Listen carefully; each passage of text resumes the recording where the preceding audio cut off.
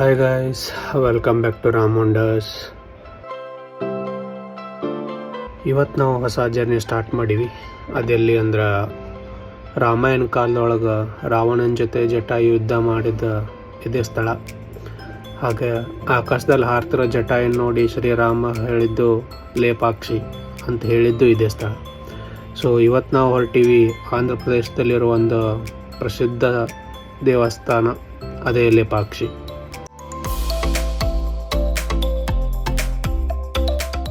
So ಈ temple ಬೆಂಗಳೂರಿಂದ ಸುಮಾರು 120 ಕಿಲೋಮೀಟ್ರ್ ದೂರ ಐತಿ. ಸೊ ಈ ಐತಿಹಾಸಿಕ ಸ್ಥಳಕ್ಕೆ ನಾವು ಇವತ್ತು ಬೈಕ್ ಜರ್ನಿ ಸ್ಟಾರ್ಟ್ ಮಾಡೀವಿ. ಸೊ ಇವಾಗಿನ ಮಾರ್ನಿಂಗ್ 7:30, ಒಳ್ಳೆ ತಂಪಾದ ಗಾಳಿ, ರೋಡ್ ಮಾತ್ರ ಹೆವಿ ಐತಿ. ಸೊ ಬರ್ರಿ ಈ ಸ್ಥಳ ನೋಡ್ಕೊಂಬರೋಣ ಅಂತ.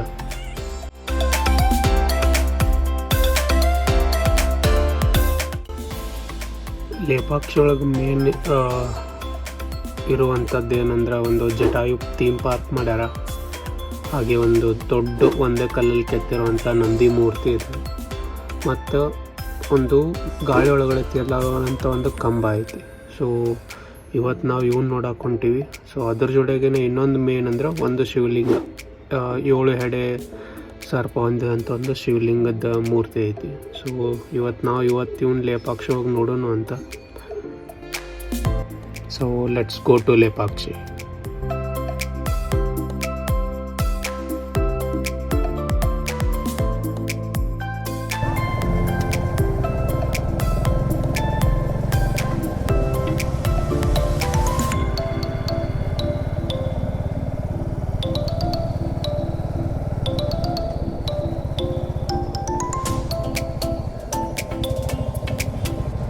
ಸೊ ಇವಾಗ ಲೇಪಾಕ್ಷಿ ರೀಚ್ ಆಗಿವಿ. ಬನ್ನಿರಿ ಒಳಗೆ ನೋಡ್ಕೊಂಬರೋಣ ಅಂತ. ಹಂಗೆ ಸ್ವಲ್ಪ ಲೇಪಾಕ್ಷಿ ಬಗ್ಗೆ ತಿಳ್ಕೊಳ್ಳೋಣ ಅಂತ, ಇತಿಹಾಸ ಏನೈತೆ ಅಂತ.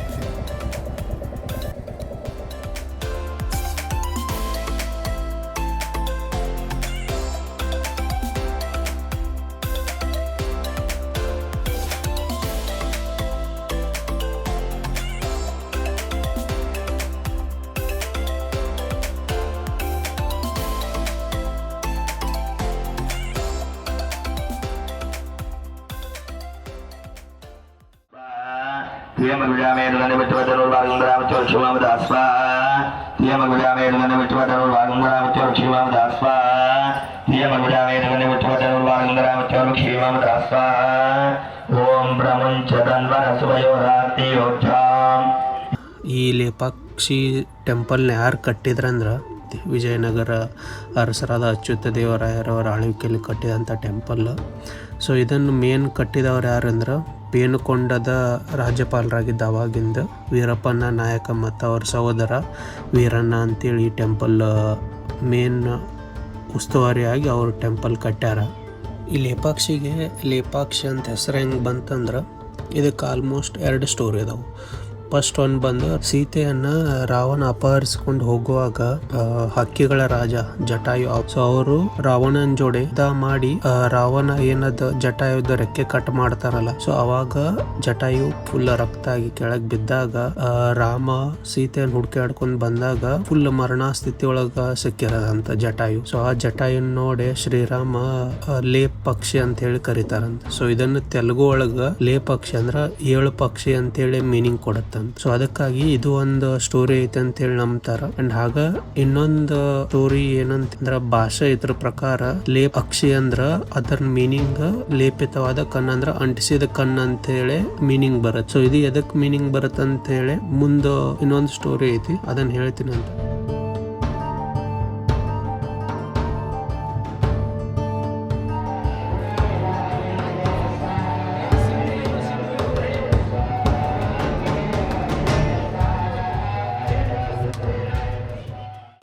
ಆ್ಯಂಡ್ ಇಲ್ಲೇ ಪಕ್ಕದಲ್ಲಿ ಒಂದು ಫುಲ್ ಅಂದ್ರೆ ಇನ್ಕಂಪ್ಲೀಟ್ ಕಲ್ಯಾಣ ಮಂಟಪ ಐತೆ. ಅದು ಪೂರ್ಣ ಕಟ್ಟಿಲ್ಲ. ಎದಕ್ಕಂದ್ರೆ ಲೇಪಾಕ್ಷಿದು ಏನು ಟೆಂಪಲ್ ಐತಲ್ಲ, ಟೆಂಪಲಿಂದ ಸ್ವಲ್ಪ ಪಕ್ಕದಲ್ಲಿ ಇದೊಂದು ಕಲ್ಯಾಣ ಮಂಟಪ ಕಟ್ಟ್ಯಾರ. ಇದು ಫುಲ್ ಓಪನ್ ಐತಿ, ಫುಲ್ ಕಟ್ಟಡ ಆಗಿನ ಟೈಮ್ದಾಗ ಮುಗ್ಯಾಕೆ ಹೋಗಿಲ್ಲ. ಸೊ ಇದನ್ನು ನಾವು ನೋಡಕ್ಕೆ ಹೋದ್ರೆ ಇದು ಫುಲ್ ಶಿವ ಮತ್ತು ಪಾರ್ವತಿಯರ ವಿವಾಹದ ವೇದಿಕೆಯನ್ನಾಗಿ ಮಾಡ್ಬೇಕಂತೇಳಿ ಅಂದ್ರೆ ಥೀಮ್ ಒಳಗೆ ಮಾಡ್ಬೇಕಂತೇಳಿ ಮಾಡಿದ್ದ ಕಲ್ಯಾಣ ಮಂಟಪ. ಸೊ ಈ ಕಲ್ಯಾಣ ಮಂಟಪ ಕಟ್ಬೇಕಂತೇಳಿ ವಿರೂಪಣ್ಣ ಪ್ಲ್ಯಾನ್ ಮಾಡಿರ್ತಾರೆ. ಸೊ ಇದೆಲ್ಲ ಅವ್ರ ವಿರೂಪಣ್ಣನ ಅಂಟಿಸಿದ ಕಣ್ಣಿನಿಂದ ಲೇಪಾಕ್ಷಿ ಅಂತೇಳಿ ಹೆಸರು ಬಂತಂತೇಳಿ. ಸೊ ಅದಕ್ಕೆ ಬಂತಂದ್ರೆ ಈ ಕಲ್ಯಾಣ ಮಂಟಪ ಕಟ್ಟುವಾಗ ಅವರು ದೇವಸ್ಥಾನದ ಉಸ್ತುವಾರಿಯಾಗಿ ವಿರೂಪಣ್ಣ ಇರ್ತಾರೆ. ಸೊ ಅವಾಗ ಇದನ್ನು ದೇವಸ್ಥಾನ ಕಟ್ಟುವಾಗ ರಾಜರಿಗೆ ವಿರೂಪಣ್ಣನ ಮೇಲೆ ದೂರು ಕೊಡ್ತಾರೆ. ಏನಂದ್ರೆ ವಿರೂಪಣ್ಣ ಯಾರಿಗೂ ಹೇಳಾರ್ದೆ ಅಂದ್ರೆ ವಿತೌಟ್ ಪರ್ಮಿಷನ್ನು ರಾಜ್ಯದ ಖಜಾನೆಯನ್ನು ಈ ಗುಡಿಗೆ ಕಟ್ಟಾಕ ಯೂಸ್ ಮಾಡತ್ತಾನಂತೇಳಿ. ಸೊ ಅವಾಗ ರಾಜರು ವಿರೂಪಣ್ಣನ ಮೇಲೆ ಸಿಟ್ಟಾಗಿ ಏನು ಹೇಳ್ತಾರಂತ, ವಿರೂಪಣ್ಣನ 2 ಕಣ್ಣು ಕಿತ್ತೋಗಿರಿ ಅಂತ ಹೇಳ್ತಾರಂತ. ಸೊ ಅವ್ರ ಆದೇಶ ಕೊಟ್ಟ ಮೇಲೆ ಅದಕ್ಕೆ ವಿರೂಪಣ್ಣ ಏನು ಮಾಡ್ತಾನಂತ, ತನ್ನ ಸ್ವಾಭಿಮಾನಕ್ಕೆ ಧಕ್ಕೆ ಆಗಿದ್ದಕ್ಕೆ ಅವನೇನು ಮಾಡ್ತಾನಂತ, ತನ್ನ 2 ಕಣ್ಣು ಕಿತ್ತು ಗಾಡಿಗೆ ಒಗಿತಾನಂತ. ಸೊ ದೇವಸ್ಥಾನದ ಗಾಡಿಗೆ ಒಗದ ಮೇಲೆ ಅದಕ್ಕೆ ಹೆಸರು ಬಂದಿದ್ದು. ಅಲ್ಲೇ ಅವರು ಫುಲ್ಲು ಅದೇನು ಒಗಿತಾರಲ್ಲ ಆ ಗೋಡೆ ಮೇಲೆ ಇನ್ನೂ ಸ್ಟಿಲ್ ಈಗೂ ನಾವು 2 ಕಣ್ಣು ಇದಾಗಿದ್ದು ಕಲೆಗಳದಾವು. ಅವನ್ನ ನಾವು ಈಗ ನೋಡ್ಬೋದು ಅಂತ ಮ್ಯಾಲೆ ಫೋಟೋ ಐತಲ್ಲ ಆಯಿತು ಅವು ನೋಡ್ಬೋದು. ಸೊ ಹಂಗೆ ಗುಡಿಯಿಂದ ಸ್ವಲ್ಪ ಹಿಂದ್ಗಡೆ ಬಂದ್ರೆ ನಮಗೊಂದು ದೊಡ್ಡ ಏಕಶಿಲಾ ಗಣಪತಿ ಬಂಡೆ ಮೇಲೆ ಗಣಪತಿ ವಿಗ್ರಹ ನೋಡ್ಬೋದು. ಸೊ ಇದು ಮೇನ್, ಇದಕ್ಕೆಲ್ಲರೂ ಬಂಡೆ ಗಣೇಶ ಅಂತ ಕರೀತಾರಂತ. ಆ್ಯಂಡ್ ಇದಾಗ ಗಣಪತಿಯಿಂದ ಸ್ವಲ್ಪ ನಾವು ಮುಂದ್ಗಡೆ ಹೋದ್ರೆ ಏಕಶಿಲಾ ನಾಗಲಿಂಗ ಲಿಂಗ ಐತೆ ದೊಡ್ಡದು, ಅದನ್ನ ನೋಡ್ಬೋದು. ಸ್ಟೋರಿ ಏನೈತೆ ಅಂದ್ರೆ ಈ ಲಿಂಗದ್ದು. ಸೊ ಇದ್ರ ನಂಬಿಕೆ ಏನಂದ್ರೆ ದೇವಸ್ಥಾನದಾಗ ಏನು ಅವಾಗಿನ ಟೈಮ್ ಒಳಗೆ ಕೆಲಸ ಮಾಡ್ತಿದ್ರಲ್ಲ ಶಿಲ್ಪಿಗಳು, ಅವ್ರ ತಾಯಿ ಅಡುಗೆ ಮಾಡಕ್ಕೆ ಹೋಗಿದ್ರಂತ. ಸೊ ಅವ್ರು ಬರೀ ಅಡುಗೆ ಮಾಡಿ ಮುಗಿಸ್ಕೊಂಡು ಬರೋ ಟೈಮ್ ಒಳಗೆ ಒಂದ ಕಲ್ಲೊಳಗೆ ಕೆತ್ತಿದ ನಾಗಲಿಂಗ ಅಂತಿದು. ಆ್ಯಂಡ್ ಇನ್ನೊಂದು ಹ್ಯಾಂಗಿಂಗ್ ಪಿಲ್ಲರ್ ಅಂತ ಹೇಳಿದಿಲ್ಲ, ನೇತಾಡೋ ಕಂಬ. ಇಲ್ಲೇ ಟೋಟಲಿ 70 ಕಂಬ ಅದಾವಂತ. ಸೊ ಆ 70 ಕಂಬ ಒಳಗೆ ಇದೊಂದು ನೆಲಕ್ಕೆ ಟಚ್ ಆಗಂಗಿಲ್ಲ. ಅಂದ್ರೆ ಅದು ಹೆಂಗೆ ಕಟ್ಟ್ಯಾರ ಏನಂತ ಇದುವರೆಗೂ ಯಾರಿಗೂ ಅಷ್ಟು ಅವಾಗಿನ ನಮ್ಮ ಶಿಲ್ಪಕಲೆ ಇದು ಮಾಡೋರು ಹೆಂಗೆ ಕಟ್ಟ್ಯಾರ ಅಂತೇಳಿ ಇದುವರೆಗೂ ಯಾರಿಗೂ ಗೊತ್ತಿಲ್ಲ. ಸೊ ಇದೇನು ಗಾಳಿ ಒಳಗೆ ತಿರ್ಲಾಡುತ್ತಲ್ಲ, ಸೊ ಇದ್ರ ಸಲುವಾಗಿ ಇದಕ್ಕೆ ಆಕಾಶ ಸ್ತಂಭ ಅಂತ ಕರೀತಾರೆ.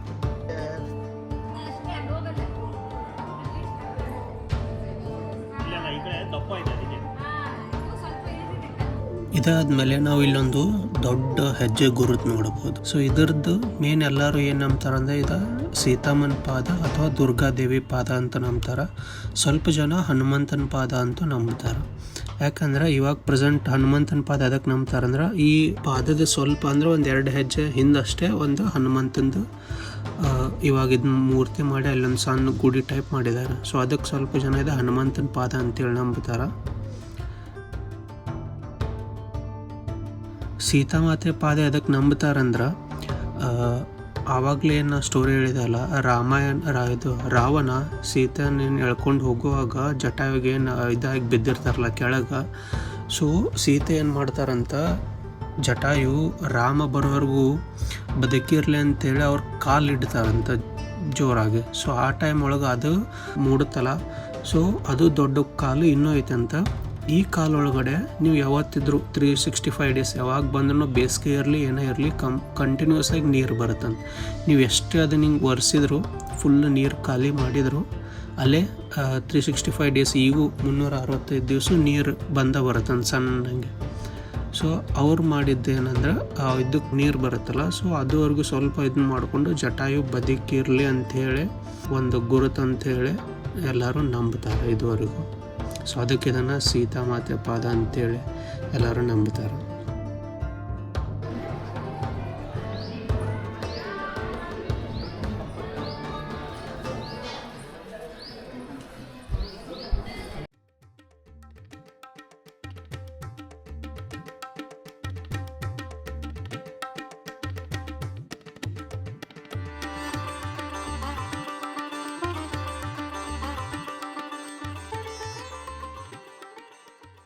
ಸೊ ಇದು ನಂದಿ ವಿಗ್ರಹ ಫುಲ್ ಒಂದ ಕಲ್ಲೊಳಗೆ ಕೆತ್ತಿದಾರಂತ ಅವಾಗಿನ ಟೈಮ್. ಇದು ನಮ್ಮ ಭಾರತ ಒಳಗ ದೊಡ್ಡ ಏಕಶಿಲಾ ನಂದಿ ಒಳಗ ಇದು 2ನೇದ.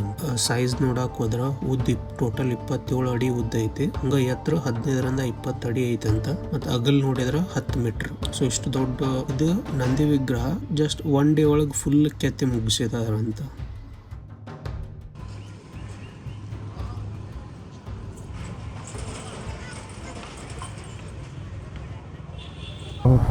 ಟೆಂಪಲ್ ಮತ್ತು ನಂದಿ ನೋಡ್ಕೊಂಡು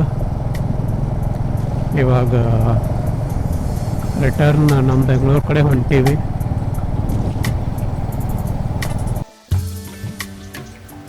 ನಾವೀಗ ಇಲ್ಲೇ ಬೆಂಗಳೂರು ಕಡೆ ಹೋಗುವಾಗ ಇಲ್ಲೇ ಗುಡಿ ಬಂಡೆ ಅಂತ ಒಂದು ಪೋರ್ಟ್ ಐತಿ. ಸೊ ಅಲ್ಲೇ ಹೋಗುವಾಗ ಒಂದು ಕೆರೆ ಐತಿ. ಸೊ ಇವಾಗ ಅದು ನೋಡಿದ್ವಿ, ಒಂದು ಒಳ್ಳೆ ಕೆರೆ ಐತಿ, ಹೋಗೋಣ ಅಂತ ಅಲ್ಲೇ ನೋಡೋಕೆ ಒಂದು ಕೆರೆ ನೋಡ್ಕೊಂಡು ಬರೋಣ ಅಂತ ಹೆಂಗೈತೆ ಅಂತೇಳಿ.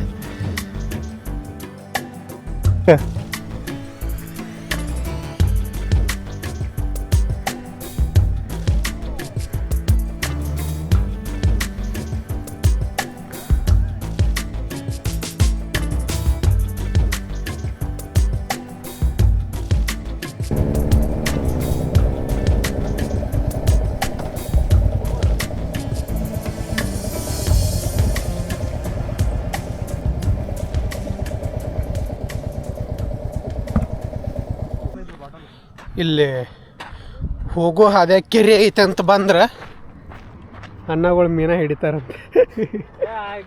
ನೋಡಿ ಬಿಸ್ಲಿಗೆ 12 seconds later.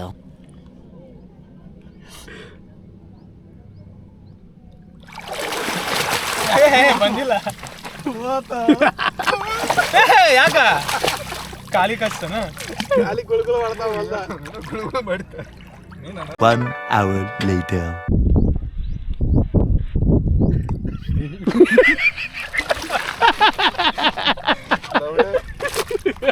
ಕಷ್ಟ ಅಲ್ಲ, ಕಷ್ಟಪಟ್ಟು ಮೀನು ಹಿಡಿಯತ್ತೀವಿ. A few moments later. ಈ ಕಾಣಿಸಿದ್ವಣ ಇಲ್ಲಿ ಹೆಂಗ್ ಹಿಡಿತಿರ್ಲಿ ಅಣ್ಣ, ಎದಕ್ಕೆ ಹೋಗಿದೆ ಅಣ್ಣ? ಓದ್ತ ಕೈಯಲ್ಲಿ. 6.5 hours later. ಒಂದ್ ಕೆಲಸ ಮಾಡ, ನೀ ಇಲ್ಲ ಅರ್ಬಿ ಕೈ ಒಳಗಡೆ ಕ್ಯಾಮರಾ ನನ್ನ ಹಾಕಿದಾಳ.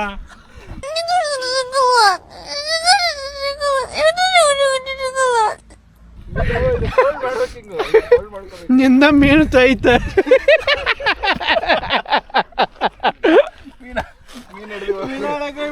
ಇಲ್ಲ ನೋಡು ಎಷ್ಟು ಕೊಂಡು ಬಂದು ನೋಡಿ. A few inches later. ತಡಿ ಸೈಲೆಂಟ್ ಆಗಲಿ, ಅದು ಅಡ್ಯಾಡ್ಲಿ ಇಲ್ಲಿ ಕರ್ಕೊಂಬರತ್ತೀನಿ.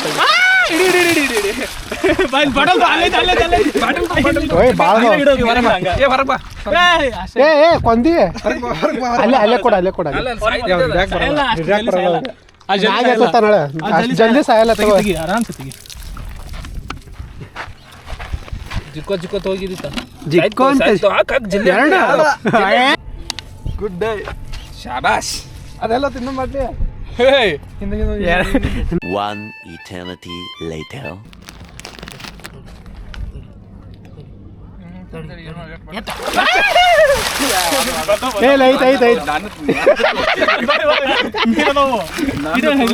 ಒಂದೇನೇ ಇರ್ಬೇಕ. ಒಂದೇ ಐತಿ. ಆಯ್ತು ತೆಗಿ ಇಡಿ ಅದು ಆ ಬಾಟಲ್ ಹೇಳಿ. ನೀನು ಹೇಳ್ಬೇಕು, ನಾ ಹೇಳ್ಕೊಟ್ಟಿನಲ್ಲ. ಈಗ ನಾ ಈ ಕಡೆಯಿಂದ ಬರ್ತೀನ. ಪರಿಸರ ನೀ ಏನು ಪರಿಸರ ಅಂದ್ರೆ ನಮ್ಮ ಸುತ್ತಮುತ್ತಲಿನ ವಾತಾವರಣ. ಕರೆಕ್ಟ್ ಹೇಳ. ಹಂಗೆ ಹೇಳ್ಕೊಟ್ಟಾರ ಅವ್ರಿಗೆ. ಏನಂತ ನಮ್ಮ ಸುತ್ತಮುತ್ತಲಿನ ವಾತಾವರಣ.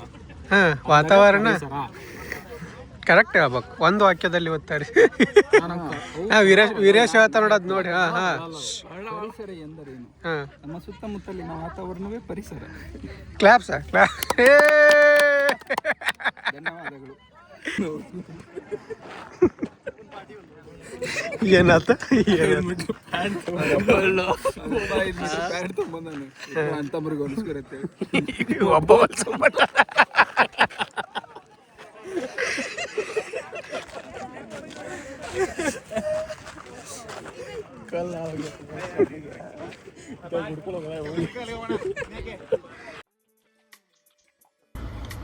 ಇವತ್ತಿನ ಡೇ ಇಲ್ಲಿಗೆ ಮುಗಿಸೋಣ ಅಂತ. So save in next video guys. So like ಮಾಡಿರಿ, ಶೇರ್ ಮಾಡಿರಿ, ಸಬ್ಸ್ಕ್ರೈಬ್ ಮಾಡಿರಿ. ಬಾಯ್.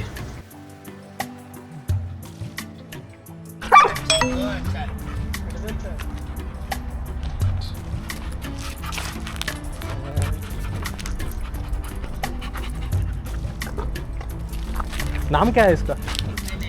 नाम नहीं, चार्ली. चार्ली.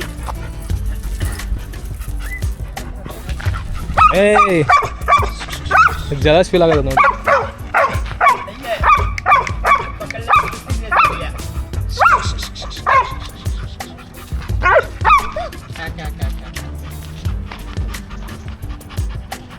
ಅದನ್ನ ಹಿಡಿದಕ್ಕೆ ಇದು ಸಿಟ್ಟ ಆತನ. ಫೀಲ್ ಆಗದ. ಏ ಬಾರಿ ಅಣ್ಣ ಅವು ನಾಯಿ. ನಮ್ಮ ಸೇಮ್ ಹಿಂಗೆ ಚೆನ್ನಾಗೈತೆ, ಸೇಮ್ ಕಲರು ಸ್ವಲ್ಪ song.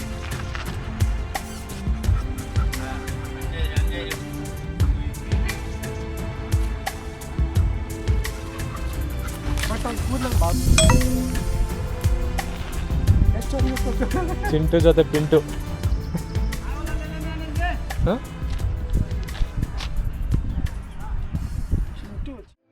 You know I came through.